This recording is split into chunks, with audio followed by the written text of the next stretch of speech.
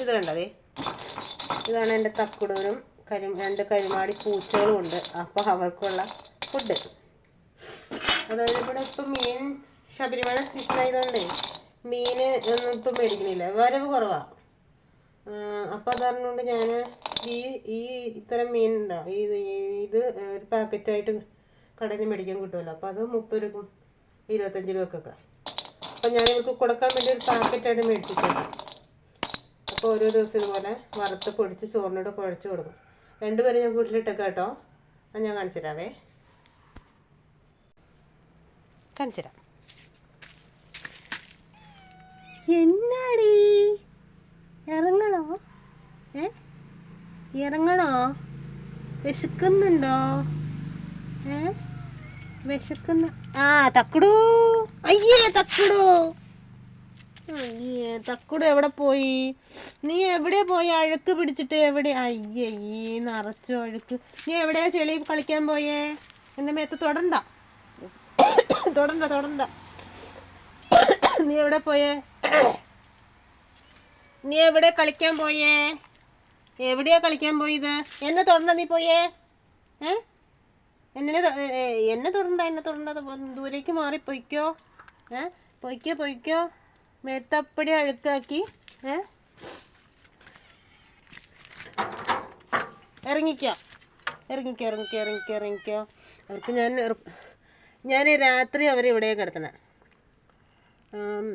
എന്നിട്ട് രാവിലെ ഒന്ന് എഴുന്നേപ്പിച്ചു. രാവിലെ ഞാൻ തുറന്നു വിടും. ഇത് അവരുടെ ടോയ്ലറ്റ്. ഇതും വെച്ചെടുക്കും. എന്നിട്ട് ഇതിൽ തന്നെയാണ് അവർ അപ്പയൊക്കെ സാധിക്കണേ കേട്ടോ.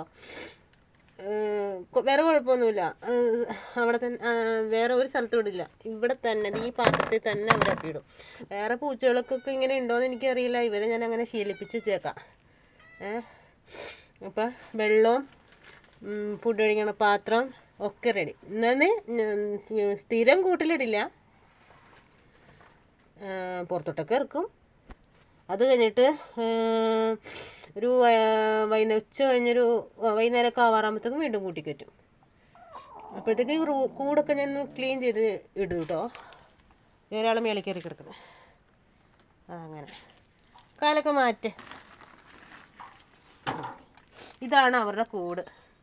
കുഞ്ഞായിരിക്കുന്ന സമയത്ത് ഇതുപോലെ ഇവരെനിക്ക് റോട്ടിൽ നിന്ന് കിട്ടിയത് തന്നെയാണ് കേട്ടോ. ഇവനെ കിട്ടിയതുപോലെ തന്നെ അവർ രണ്ടുപേരും കിട്ടിയതാണ്. എനിക്ക് ഇങ്ങനെ പൂച്ചകളും പട്ടികളൊക്കെ ഇങ്ങനെ കിടക്കണം കാണുമ്പോൾ സങ്കടം വരും. അപ്പം ഞാൻ പൂച്ചകളെ കിട്ടുവാണെങ്കിൽ ഈ കൂട്ടിലിടും, ഒന്ന് ഇണങ്ങുന്ന വരെ.